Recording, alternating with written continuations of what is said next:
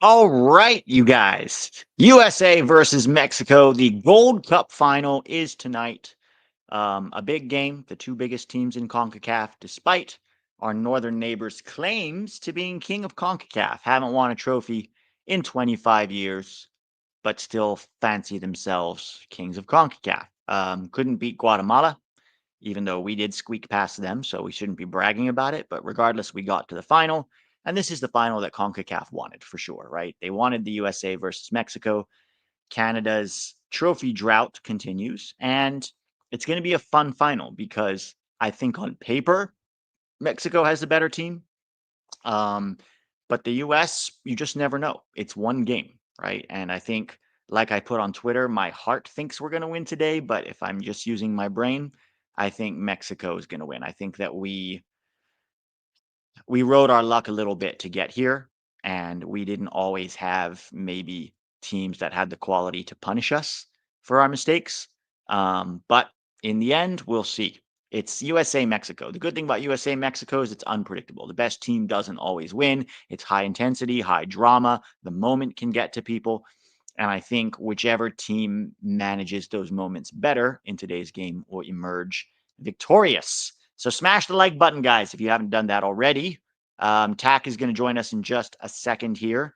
And put in the chat what you think is going to be looking like tonight. We're going to talk a little bit about the starting lineups, expectations, how it's going to go, strengths and weaknesses of each team. And then I also, at the end, stick around for I have some Gio Reyna news to share with you all about a possible transfer. So let's see. Mid-table excellence here says, Pete, what did you think about Canada or Mexico hosting the event in the future? It seems very unfair that we always host the tournament. It's a great question. Here's the problem. First of all, it is a little bit unfair that we're always hosting the tournament. But the reason the US hosts the tournament is because we have the most amount of immigrants from all the different countries that are playing that will actually show up to games. Like I promise you, if you have a game in Vancouver, you're not going to get a stadium full of Guatemalan fans. You're just not, right?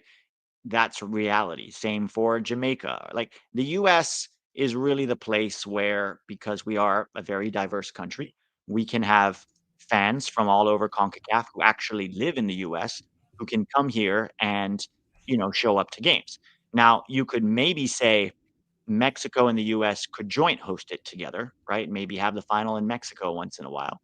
I would agree with that. But in terms of Canada, Canada does not have the same level of I mean, they're a diverse country, of course, but they don't have as many Central Americans, for example, living in Canada as there are in the US. So in terms of giving, fans the opportunity to go to a game that represents their home country, and we'll talk a little bit about this because even Pochettino brought it up. The US is the best place to host it. Tac, I don't know what your thoughts are on this super chat here or this chat. It's saying, Pete, what do you think about Canada, Mexico hosting the tournament in the future? It seems very unfair that we always host a tournament. Well, not just Canada and Mexico. What I think is that there should be more rotation among those. I mean, Mexico is the bare minimum. It doesn't make too much sense because they have the stadiums, they have the infrastructure. But there are other countries that could host it. Sure, maybe you won't have shiny stadiums and the buying power of Americans, but you could easily host it in like Costa Rica can host it, for example, right? Sure. Sure. Um, it'll still at the end of the day, the decision is made based off money. That's the only reason. I think there's other countries. Canada can be in the rotation as well. I mean, not the biggest one. I think it would be more interesting to have it in Mexico, Costa Rica. I'm sure there are other countries here in CONCACAF that could host this just fine. Maybe Panama could do it. You don't need in CONCACAF to have like these beautiful NFL stadiums in every edition. It's fine. I think they're worried that fans won't travel for it, right? So, like, if you have Jamaica versus USA in Costa Rica, they might not be able to sell out a stadium. You could have a lot of empty stadiums, and I think that's what they're worried about, We kind of already have that. but not to the same degree.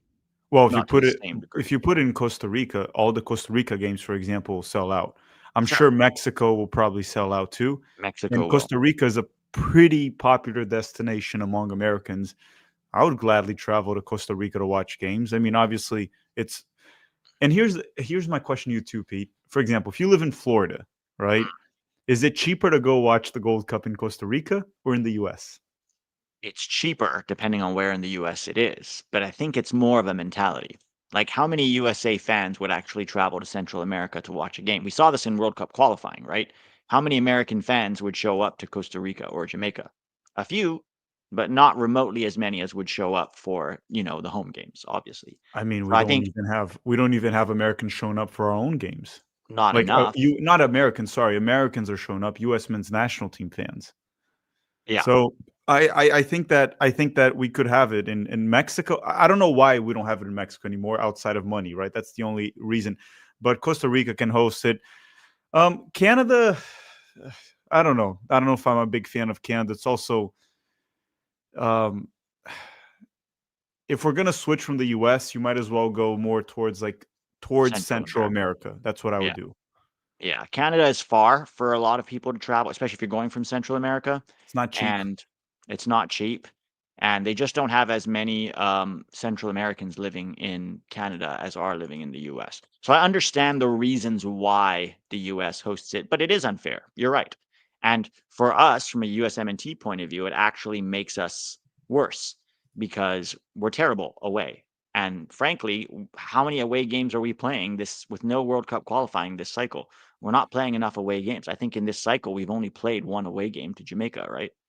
That's well, not this cycle, but since Poch got hired, since Copa Yeah, America. the cycle we Like, had like the Nations League group stage, but what was that? It was like some cute. No, what were the teams again? I don't even remember anymore. Some it pretty was bad teams. Jamaica. So it Well, it was wasn't a no, group stage; it was a quarterfinal. But yeah, but we had in the cycle the group stage, which were terrible teams that we played. yeah. So yeah, it is what it is. And you could make the argument that we're often outnumbered at home too. So is it really? It is still a home stadium. It's still a good pitch. It's still a stadium. The players are comfortable, right? We see this when we go away, when we play away from home. It doesn't the team does not play well, right? Even getting that win in Jamaica 1-0 under Pochettino was pretty rare for us to win away in CONCACAF, right? Greg struggled to win away in CONCACAF in 5 years. But it's good for us. It's good for us to go there and learn to play that way. Here's the problem: World Cup qualifying next cycle is going to be kind of dull, right? Because CONCACAF is going to get what, 6.5 spots? So let's be honest, it's not going to be the same level of intensity where you only have 3.5 spots and you have to finish in the top three. I'm interested to see how that's going to impact World Cup qualifying. Like, is Pulisic going to pull out of World Cup qualifying? Who knows? Who knows? Joshua says Pulley is now Luna's backup. Yes. All right, let's talk about this. Diego Luna is getting a lot of hype right now, and deservedly so. He's played well this Gold Cup, especially after the last game where he scored two very nice goals. And I think while I think Luna's definitely worked his way onto that World Cup roster, not just because of the way he's played, but also with the intensity that he plays at, his unpredictability, his defensive work rate, and the passion that he brings, right? But as always, we have a tendency to overvalue performances in the Gold Cup, right? We've seen many times, and I brought this up before, but in 2021, what happened? A team full of MLSers won the Gold Cup. Kellen Acosta was one of the best players against Mexico, right? Miles Robinson scored against Mexico. And a lot of people were saying, look, they proved that they can be as good as the A team. And then all of those players go to a World Cup, and we see that it's a completely different level, and they just can't cut it there. I'm not saying Diego Luna is not a World Cup level player. I think he needs to be called into the next camp when we play Japan and South Korea and see how he does there. But any suggestion that he is leapfrogged Christian Pulisic is a little bit over the top, guys. A little Now, bit. it's completely over the top. You could argue, though, that maybe you could bench Pulisic for a friendly and let Luna start just to make a point to Pulisic that you need to value the national team. I wouldn't be against it. If Pochettino starts Diego Luna against Japan and starts Pulisic on the bench, I would not be against that, right? But in terms of a competitive game, guys, Pulisic's still our best player. Pete, also just one thing, because we saw like these really, really stupid takes that, and I know he was joking, Joshua, that Diego Luna is starting now over Pulisic. Josh was making fun of people because that actually happened on X, and a lot of people were agreeing with it. Well, CBS Diego, was saying that he should be the captain. yeah, there was a whole CBS segment, a 2 minute or 3 minute segment of a lady just reading off something probably about how Luna had to be the captain, and it was just complete nonsense. Luna also played against Turkey and Switzerland. I think he played 60 minutes against Turkey and then 45. He came off the bench against Switzerland, something like that. And he didn't look good. So let's remember that. And then in the Gold Cup, we were playing a terrible Trinidad and Tobago side, Saudi Arabia with mostly U23 players, Haiti, that's not a good team, Costa Rica, that's not the golden generation we seen years ago, and they were missing a few guys Yeah, from this weaker generation. And then we played Guatemala, and Diego Luna has been good against these opponents. There's levels to it, right? We've seen yeah, Christian for sure. Pulisic play well in a World Cup. We've seen Christian Pulisic play well in the Champions League. We have only seen Diego Luna play well against some really bad CONCACAF opponents and Major League Soccer, essentially. That is all. Now, with that said, today, it's not like Mexico's this powerhouse, but Mexico's not a scrub team. This is a good Yeah, team that will probably make it to the knockout rounds in the World Cup. They're a competitive team. So if Luna can stand out today, he starts to make a case of, in the sense of like, I can fight for a starting spot. Like, who will be benched? I don't know. I want to fight for it. But right now, he's not proven jack shit. Like, what right I will now, say, no, I agree with you. What I will say is he's probably Pulisic's backup on the left right now, right? In terms of like, we didn't really have backup wingers to Weah and Pulisic. So if something happens to Pulisic, I'd be okay starting Diego Luna on the is he left. better than Haji Wright? That's my That question, if is the he's healthy. question we don't know. We don't Yeah, know because exactly. we've Because seen Haji Haji Wright also, perform. Haji won us a semifinals last year against Jamaica. We forget Yeah, about that, right? We just ignore that. Haji right. Wright, actually, when he was healthy, has been amazing in the championship, right? Scoring a lot of goals, getting a lot of Yeah, assists. So, again, it's like, yes, we like I think Luna, what he's done so far is he's locked himself into the A roster. Where yeah. does he fit there? I don't know yet, but it's I definitely will not a say, stud. if you had to bring four wingers to the World Cup today, right? I would probably bring Pulisic, Weah, Haji, and Luna. Like I would have him there in the top four wingers right now. Yeah, I don't see. He's definitely worked his way up ahead of Brendan Aronson, for example. Yeah, that's He's fair. definitely He's done definitely that. been more productive than And Brendan Aronson. and Aronson was a roster lock, and now Diego Yeah, Luna is that roster lock. But it's not a bad problem to have, right? If you need a goal and something, you put in Diego Luna off the bench. We still don't know how he'll look against better opponents, but I mean, like, just the whole thing, the CBS segment putting him as the captain, the start. There's also a random journalist, not random. I think he's kind of known. I mean, no U.S. soccer journalist is very well known. He was just saying that you have to find a way to put Pulisic and Luna on the pitch. It's like, listen, did we forget that, like, Weah, he has his limitations, but Weah is looking like he belongs in the Serie A. Weah scored in a World Cup. He's played well for the U.S. national team. It's just bizarre to me how people overreact to one little thing. Jesus Ferreira got 7 goals in the last Gold Cup he played. And that's a player no one even wants to see at the national team anymore. I'm not saying Luna is that level. He looks actually levels above Jesus, but he's not a locked in starter. No. no, and we have to keep that. We can be prisoners of the moment at times as US soccer fans, prisoners of the moment and prisoners of the game in front of us without maybe always taking into context the level. This is an interesting one, right? There is rumors that Diego Luna is getting interest from Club America, and they actually asked him about it, and Luna said it would be a real honor for me and my, and for my family for me to play for Club America. Now, that doesn't mean he wants to go to Club America. It could also have just been a diplomatic answer, but I will say I don't think you should be looking at Club America. You go to Club America, you get stuck there, right? They do not sell you. They don't sell players to Europe. They overprice their players. He will get stuck in Liga MX, right? And while it is better right now than MLS, I think Diego Luna can still be a very inconsistent player. Let's see how he does tonight. But even in RSL and even for the national team, he's had games where he has been quite inconsistent. And what I think he does need to do is leave MLS and go to Europe this summer and spend a year. Now, the level matters. Probably he should go to the Eredivisie. That's, I think, the level that he should jump to right now and then try to perform there, either Ajax or PSV or Feyenoord, somewhere like that. Now, maybe they're not going to pay the money that RSL wants for him, but they can do a plus, like an add-on deal where they get 25% of a sell-on fee. Pete, after Derby County paid what 10 million for Ajiman, how much should RSL ask? How much are they going to want for Luna? I would say minimum 15 million is what they Which is might a want. which is a lot for a player like Luna. I mean, It is. just let's be real. Probably 10 million would be the actual value for Luna right now, which is what Yeah. a team paid for Ajiman, and Yeah, we'll see. I think Luna is promising. I'm glad that he kind of came into the scene and actually stepped up. There's a few things that we don't need to dive into today, like how we left him out of the Olympic roster for like Oh, Mihailovic, let's dive into it. Let's talk about that because Duncan that same McGuire. coach, yeah, for Duncan McGuire and Georgie Mihailovic, right? Damian Downs and Diego Luna were left off that roster for Duncan McGuire and Georgie Mihailovic, right? And in the end, Cade Cowell had to end up playing striker in the World Cup because Duncan McGuire was so bad. I mean, Olympics, in the Olympics. Olympics, sorry. Well, Pete, Duncan McGuire last year was Ajimana this year. Yeah, pretty much. Pretty much. We'll see who starts today. We'll talk a little bit about that. I told them I also have some Gio Reyna transfer news that a source gave to me.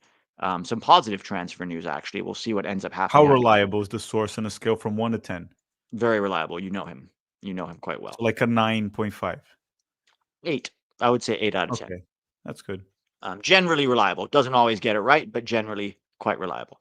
Let's go over the possible starting lineups for today for both teams here. All right.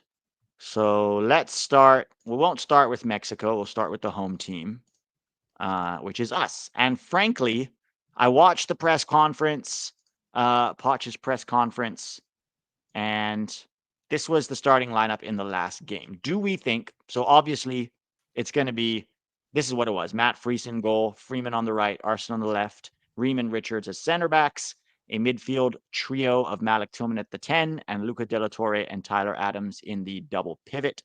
And then, of course, you had Aguimang up top, Sebastian Berhalter on the right, with Diego Luna on the left. Do we think there are going to be any changes to this team? And if so, where? I would say likely no, unless he did say Tyler had like a hamstring discomfort. So I guess we can place Tyler as questionable. But if Tyler's healthy, he's going to start. I don't think there's going to be any changes. I don't think so. I mean, maybe Brendan Aronson could come in for Berhalter, but he's probably going to keep Berhalter on there because he has him doing the set pieces. I mean that I think Maybe that's more of us thinking he should do that. Like Aronson can he track should. back down the right, and then he can probably mark Alexis Vega. That's been one of their best forwards, right? And he plays on the left wing. And he can help Alex Freeman. But I don't think Pochettino's going to do. I think we're going to go with the same lineup. I would be surprised if he at most we'll get one change. I think at Yeah, most. I think so too. Maybe I'm reading into this too much, but the USMNT Twitter on their game day, it was a picture of Damian Downs, a solo picture of Damian Downs. So a little part That's of me his was like, birthday. It's because it's his birthday. oh, it's because it's his birthday. A little Yeah. part of me was like, maybe Poch will finally play Damian Downs, but it would be quite classic to play Damian Downs against Mexico, his first start, high pressure game, and maybe he doesn't do anything, and then everyone goes, see, Aguimang was better. It's like, no, no. If you played Damian Downs against the last 5 teams we played, I promise you he'd at least have a handful of goals. And he would be I mean, finishing a lot of the chances that Aguimang's been getting. Mexico played the two friendlies that we played before the Gold Cup against Switzerland and what's the name, Turkey, right? Mm, They beat Turkey and they lost to Switzerland 4-2. So they did a right. lot better than we did. This is a team that, for all the fun we make of Mexico, because they're definitely not as good as they used to be, it's still a competitive team. And if you throw Damian Downs in his first start again, I mean, I'd rather us do that. Just throw him in, see what he can do Yeah. today. But I mean, to think this is like that, like Ajimon can't score for shit against all these teams we face, but then against Mexico, he was going to deliver a brace or a hat trick. Um, no, but I think the lineup will be exactly as shown. I'm more curious to our approach today. Yes. Do you think Poch Um, is going to change the approach at all, where maybe he goes a little more defensive? I do not know. I there's a few things that I'm wondering. Are we going to try to play out of the back? Because Mm, Mexico, when they press, they're very aggressive when they yeah. press. And Ream surprisingly has been shaky on the ball, building out of the back. Arston is Arston. Alex Freeman's not good building out of the back. Tyler Adams is fine, but he's also not known as being the most press resistant 6 that we have. De La Torre is fine, and then sometimes Berhalter comes back to get it, also an MLS player that's sometimes not accustomed to playing under so much pressure in tight spaces. And Matt Freeze is also not good with his feet. It's Yeah. pretty obvious. So he'll just boot it forward. Are we going to try to press? Are we going to invite Mexico to attack us? My concern is this because if we play Ajiman up top, for example, and we saw that against Guatemala, we did invite Guatemala to attack us in the second half. We did defend and we tried to be dangerous in transition. And to be fair, if we had a better forward, we would have been dangerous. With Ajiman, I don't think we're going to be much of a threat. So No. if we go all defensive and bunker, we're just going to defend for our lives. That's what Yeah, it's going to there's no be. attacking outlet Yeah, unless it's Luna and Tillman. That's it. But you don't have a target man that can hold up the ball. yeah. So I don't know exactly how he's going to approach this. I also am concerned because if we try to go toe to toe with Mexico, they definitely have more quality and they also look more like a cohesive team than us. They haven't been great by any means throughout the Gold Cup, but they've looked quite better than every single opponent. And we gave Guatemala 20 shots. 20 Yeah, shots that game. You give Mexico 20 shots, we're probably going to concede like 2 or 3 goals if you let them get 20 shots, especially with Raul up top. Uh, so those are the concerns. We can't play the way we gave Costa Rica and Guatemala too many chances, which yeah, against Mexico, they have better players up top. Alexis Vega is better than the players we faced. Raul Jimenez, I don't even have to get into that. If yeah, we give them that many chances, we're screwed. Because if yeah, they score 2 goals, I don't see our team scoring 2, 3, or 4 against Mexico. I just don't see it. If we score, it'll be like a goal. If we get lucky, we might get a second goal. Over that, I just don't see it happening unless there's a red card or 2 penalty kicks, something like that. yeah. Yeah, it'll be interesting to see how this goes. I mean, Arfston, who we call Barfston, got cooked by Costa Rica, right? Completely cooked twice. Didn't look as bad against Guatemala, but looked bad against Switzerland. Didn't look good. He has not looked good this whole tournament. Why John Tolkien can't get the start, I don't know. Um, has Arfson been a little bit more goal dangerous? Yes, but keep in mind that John Tolkien has only come off the bench and already has an assist against Haiti, right? With actually a good ball to Aguimang that got that second goal. I don't know why Tolkien is not getting more chances. Obviously, we also don't know why Damian Downs is not getting more chances. But let's give credit where credit is due. The three guys that have carried us through this tournament, frankly, are Malik Tillman, Diego Luna, and Chris Richards. Like these three have put the team on their back with help, of course, from the whole team. Credit for Matt Freese for getting us past that penalty shootout, for example. But nobody else has really been that impressive. You could argue that Ream and Adams have sort of been their generally fine selves, but it doesn't feel like they've put the team on their back the way that Tillman, Luna, and Chris Richards have. And I think those three are the real positives coming out of this tournament because Chris Richards was a guy who generally played well for club, but then always made mistakes with the national team. I will say in Chris Richards' defense that he feels like now he's 25 years old. He's coming into his, prime soon. And to be honest, center backs really don't reach their prime about 29, 30. That's usually their prime. So it's encouraging that Chris Richards is hopefully from here on out only going to go from strength to strength. But so far, this has been a statement tournament from him. Got us the goal against Saudi Arabia, was generally dangerous on set pieces, and also a very solid defensive job. Although we must also mention that the second goal against Guatemala, the only goal that Guatemala scored, was partially on him, and maybe he was on a yellow. That's not too relevant from my point of view. I think he still has to be the guy that wins that ball and makes the block because it did put us under a lot of pressure. But overall, it's been a very good tournament from him. Malik Tillman has been consistently good throughout the tournament. Not perfect, right? He's had some stray passes, some unnecessary giveaways, but Potch has trusted him, given him that 10 position. He has 3 goals and 3 assists, I think, so far this tournament. But I think the most impressive thing for me is that he has been defensively quite good as well. And that was always a fair criticism to level at Tillman, was he would just walk back in defense or he wouldn't press. But he's actually multiple times, even on counterattacks, dropped back, won the ball, got into a defensive block. And Gio Reyna better start working his ass off because Tillman's making the case to be the 10 at the World Cup, right? Let's see how he does at Bayer Leverkusen, of course, and let's see how he continues to play against better teams. But he's leapfrogged Gio Reyna for now, and that's partially on Gio Reyna, but Wait, also Malik Pete, Tillman stepping let up. me ask you one thing about Gio Reyna. If he's still with Dortmund in September, do you call him up? No, because he's not going to Exactly. play. He worked his way out of the roster right now. He needs to get back.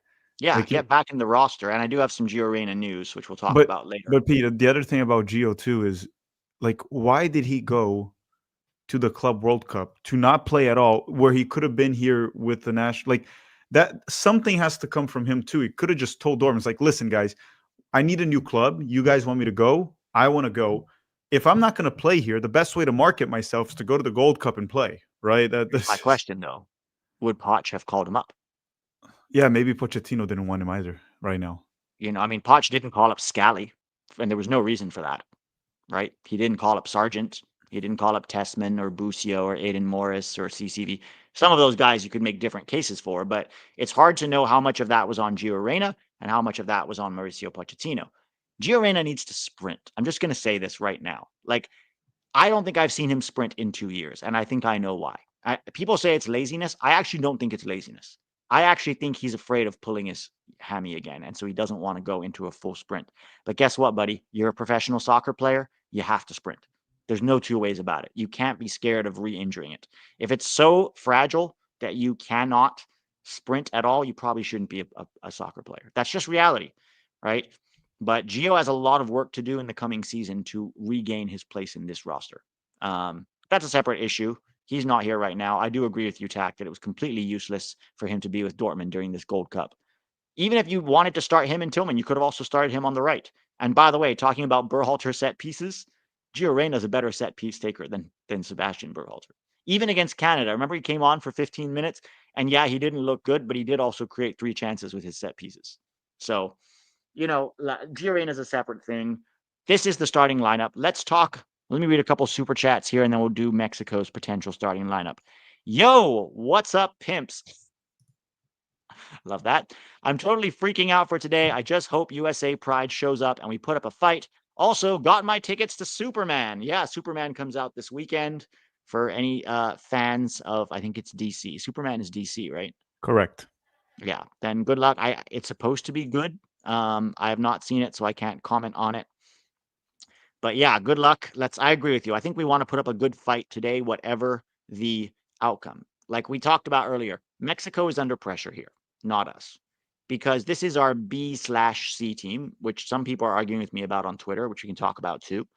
But this is our B/C team, whereas it's pretty much Mexico's A team or A- team. Sure, they're missing a few players from injuries, but most of their best players are there. And also, they haven't beaten us in a competitive game since 2019, since the Gold Cup final in 2019. So actually, I believe they're more under pressure than we are. And they are the better team. On paper, player for player, they are absolutely the better team. Would you start one of the Aaronsons over Berhalter? Yes, I would. I would pull off. So let's talk about what we would do, Tac. I would largely keep the same lineup. I would pull off Barfston, Agyemang, Berhalter, at least those 3. I would I would start pull out Damien, Luca De La Torre. and then who would you start over Luca? Well, McLean? Johnny's not available, so I'll just put Tyler and Berhalter. Berhalter defends more than Luca. Luca's been pretty bad. That's true. You could keep Berhalter in the double pivot, and then I would probably actually, you know what? I would start both Aronson brothers. I would start Brendan Aronson in midfield because he's going to work his ass off. But I would have Tyler Adams on the left-hand side of the double pivot. Actually, no. I would keep Brendan on the left-hand side of the double pivot, and his job is to help defend. Because, well, no, because I'm not going to start Arfson. Switch it back. I'm going to have Brendan do what he did in the Nations League in 2021. No, No, 2023. 23, where he basically helped mark Alfonso Davies, and he can help out Alex Freeman defensively on that side. And then I would start Paxton on the right wing. And obviously, I would have John Tolkien instead of Barfston. Would you do anything different?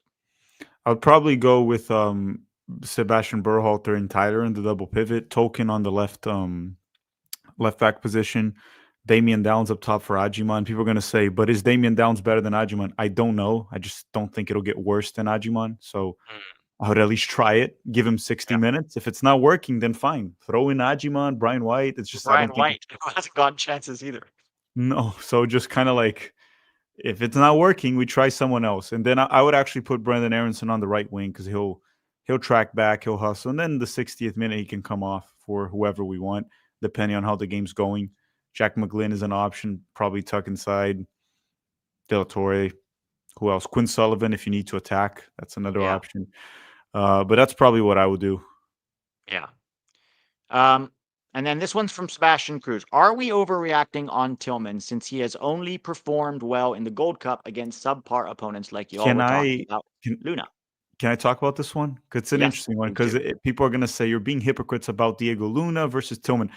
The difference is we've seen Tillman play well in the Champions League. We've seen him play well against good teams. So it's a matter of like, when are those performances going to come for the national team? Now, obviously, how he plays today will have a lot of weight on how it goes forward because him performing well against the terrible CONCACAF teams and then struggling against Mexico will still raise those questions.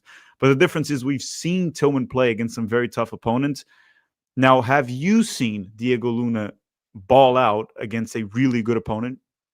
I haven't so far. So it's not that we think Luna can't do it. It's just that we haven't seen it. That's the difference between judging these two. But I mean, are we overreacting on Tillman? We'll know a lot today. But again, he has played against much tougher opponents than these CONCACAF teams that we just faced, and he's played very well. He's being signed by Bayer Leverkusen for 40 million euros for a reason, right? No To one's offering. replace Florian Wirtz. Yeah, like guys, clubs make mistakes with signings. That does happen, but that means probably more than one scout looked at this guy for a while and they determined that it was worth investing 40 million euros on Tillman. So um, that's what I'm going to say. Yeah, and usually Bundesliga clubs don't spend that kind of money outside of Bayern. Even Dortmund rarely spends that kind of money. So for them to spend that kind of money is quite interesting, and it may not work out, right? We'll see. The Bundesliga is a higher level than the Eredivisie, which is where we've mostly seen Tillman perform. Although he has had some good Champions League performances as well. So we'll see how it works out, and I think tonight will be very telling how he looks against Mexico. Pete, you want Um, to know one thing? yeah, The largest signing in Bayer Leverkusen history was 35 million euros. who was So that?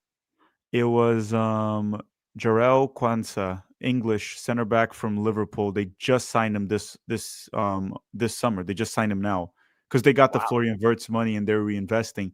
The right. other one was back in 1920 was Karim Demarbe from Hoffenheim, Turkish. 1920?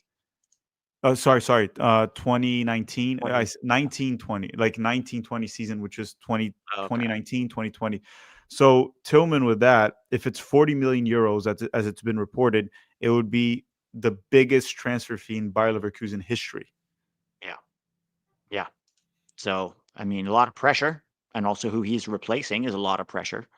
But let's see how he does when he gets there. Jeremy Jones asking, Damian Down starting? Probably not. I would say there is maybe a 5% chance of Damian Down starting. Poch has been quite stubborn this entire tournament and stuck with the same starting lineup. I would be very, very surprised if Poch switched it up now. But maybe if we need a goal, he'll come on in the 84th minute. That's usually when Poch makes subs. That's another thing I'm worried about, right? Is like, if we need a goal tonight, how long is Poch going to wait to make some substitutions? And when he does, is he ever going to pull off Agyemang, or is it just going to be like, no, keep him on there? I don't know, man. The in-game management has been quite concerning. It's funny Very. too because I've seen some of the mainstream media guys just parrot what we say while saying that we're like downers and too negative. While they literally say the same thing with a smile in their face, on their face, Yeah. right? They'll Yeah. say the same thing, but they'll smile and make like a silly joke. All of a sudden, no, that's not toxic. That's fine. Yeah. But then Or we they'll say say it it in in a softer way, you know? yeah, and then we say it maybe in a more direct way, assertive, whatever you want to call it. Rude could even be a rude way, and then it's Yeah. like, no, that's not cool, man. We agree with a lot of things you say, but you got to say with a smile on your face, a lollipop on your right hand, and cotton candy on your left one, and say And some please and pom thank you poms at in the the end. background. Don't Yeah, forget to exactly. say please and thank you, always. Um, it's quite interesting. I showed you that journalist who I will not name, but who was working for quite a reputable outlet and was always shitting on anybody who criticized MLS. And then, as he announced on Twitter recently that he's leaving that outlet, and I think his very next tweet was shitting on MLS. So it is quite interesting to watch that change as soon as they're no longer working for the particular outlets. But anywho, this is the potential Mexican starting lineup. Of course, we don't know for sure if it's going to look like this, but this was the starting lineup against Honduras. So Malagon in goal. I see no reason why they would change that. Um, Julian Araujo at right back, and then their two best center backs by far, Cesar Montes and Johan Vasquez at center back, Chavez at left back, and then of course you've got Edson Alvarez Gilberto Mora, who's looked very good this tournament for Mexico at 16 years old and is a rising star for them, and Ruiz, Alexis Vega on the left, Roberto Alvarado on the right, and Raul Jimenez up top. Raul Jimenez really trying to get that World Cup dream, which he should do. And if he's not injured, he's Mexico's best player right now, right? And I mean, him and hopefully, Edson Alvarez too. yeah, I think he's better than Edson, though. I mean, scoring goals in the Premier League is a very tough thing to do. Um, and so I still think he's their best player. And how old is he right now? He's like mid 30s. Yeah, he's 34 years 34. old. So to still be producing for a striker at that level is very, very impressive. And it'll be interesting to see what happens with Gilberto Mora. Do we think he gets a move to Europe after this tournament? No, because he's 16. He He's would have to 16 be again. 18, so I have to wait 2 Yeah, years. Jonathan. We need Leggett, Guzan, and Zardes back. More heart. I know. We need Roldan back while we're at it. Although Roldan might be better than Patrick Akima, to be Oh, honest. he is. He is for sure. Oh yeah, he's at least effective in MLS at his job, right? He's at least coordinated. Yes, he has basic coordination skills. So this is the Mexico lineup. Obviously, the big danger is going to be Raul Jimenez, right? And I think they're going to have Mora and Alvarado running at Max Arfson, which I think is going to be quite interesting to see But how he here's the handles it. thing: they don't really attack wide, right? Mexico, they go central most of the time. So we might not be that much vulnerable depending on what they do on the flanks. The thing with it is, one, their defense has been pretty good throughout the tournament. They conceded goals in the first game, then they haven't done it since. Yeah, And then on top of that, Mexico has scored a fair amount of goals on set pieces. So we have to watch out for that as well. Cesar Montes had a brace in the game. Edson Alvarez scored. So two things to watch out for is how are we going to score goals today? Because Mexico's defense has been quite good. And how are we going to defend set pieces against them? mm, yeah. That's going to About be interesting. This is also a big game for Matt Freese, right? Because he hasn't really been tested.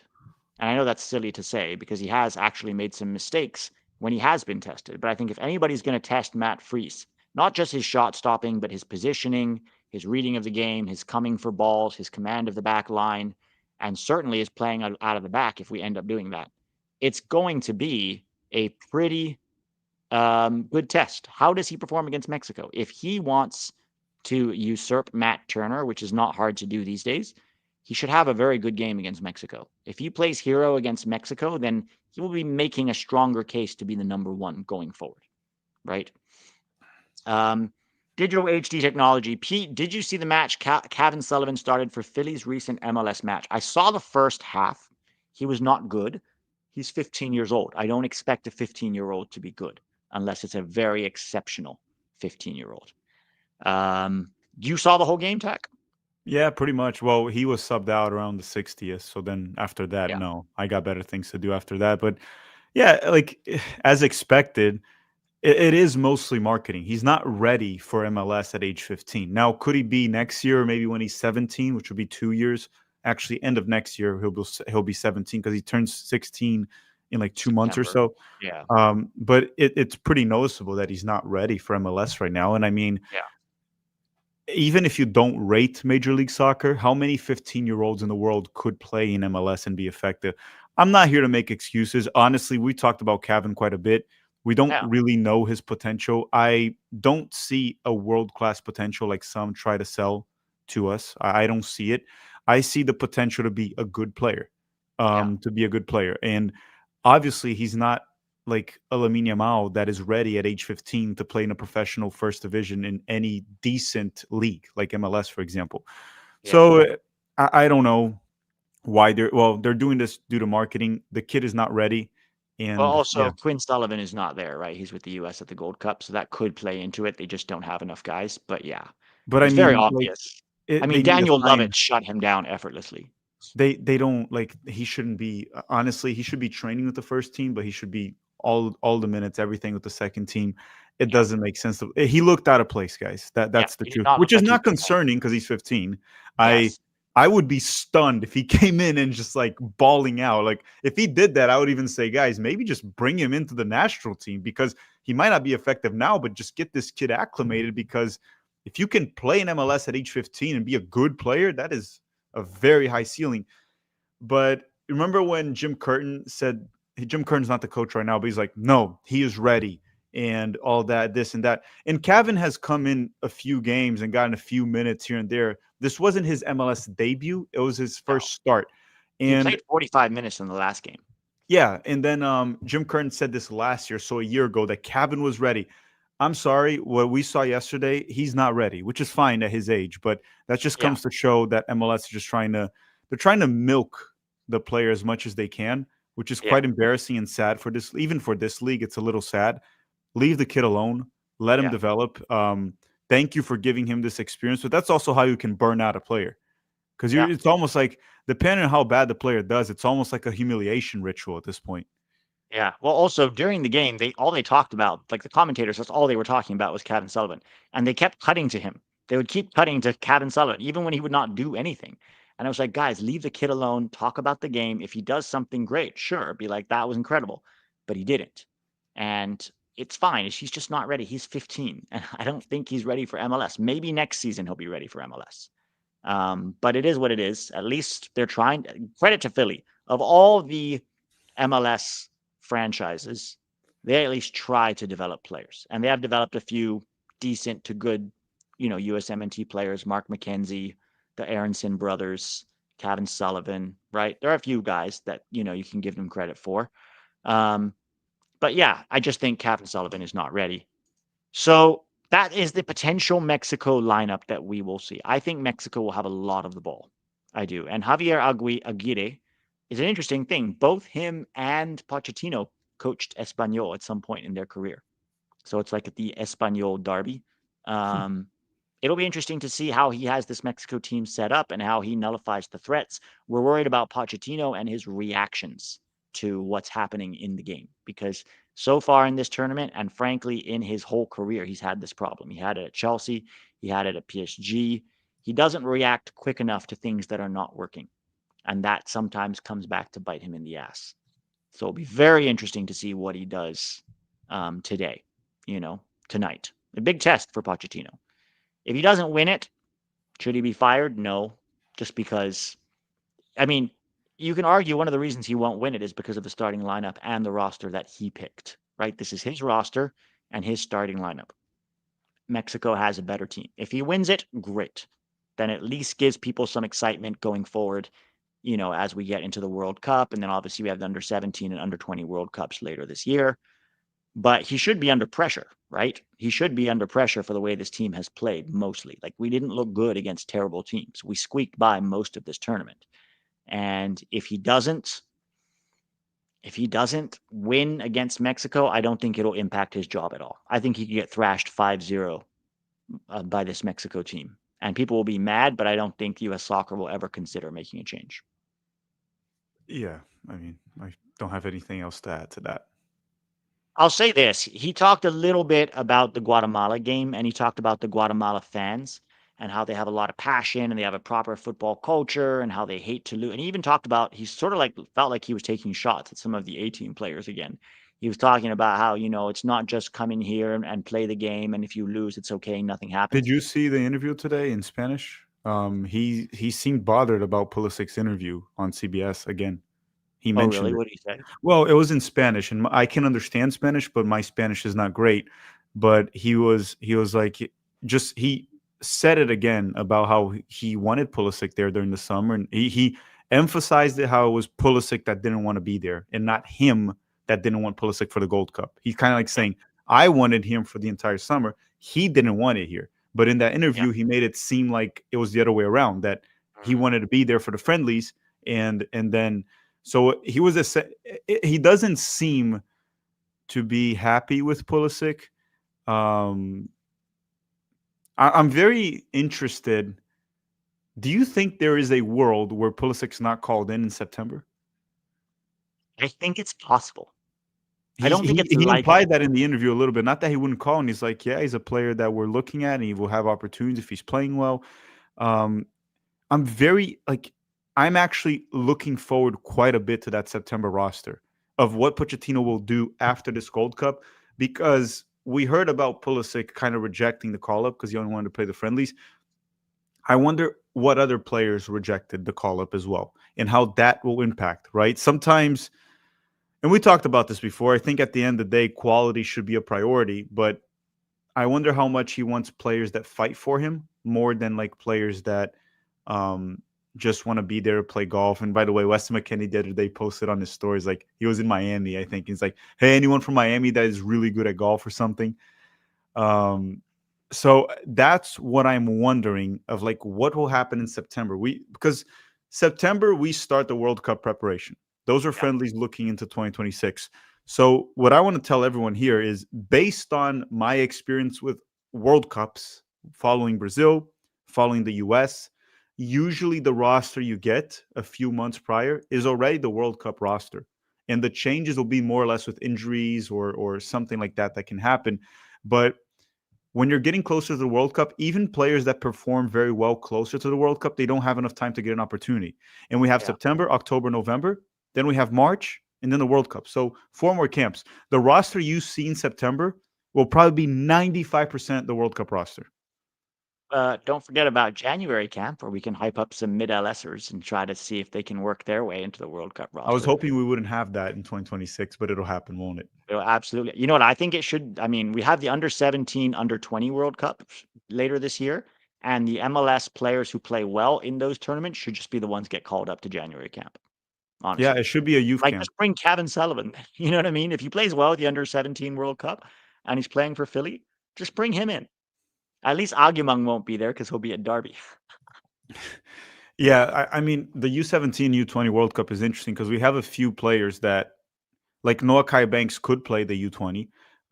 Kevin Sullivan could play U20 or U17.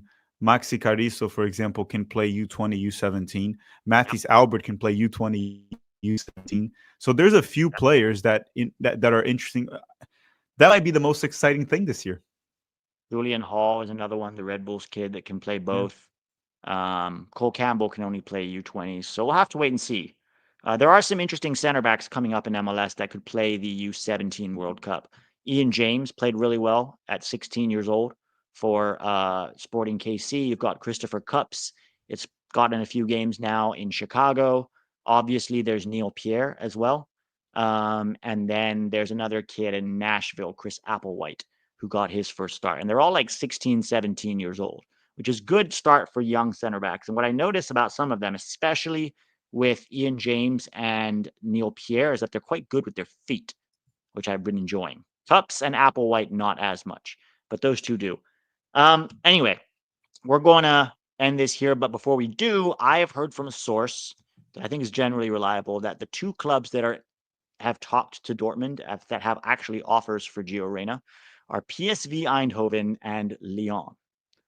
Now, I would prefer he go to PSV Eindhoven because I actually think that would be the best fit for him. It's a lower level than the top five leagues. There will have a hole in that midfield with Malik Tillman leaving. And let's face it, he needs to rebuild up his confidence again, and beating up on some of the shittier Eredivisie teams would actually be good for him. He'd also get to play with Serginho Dest and Ricardo Pepi.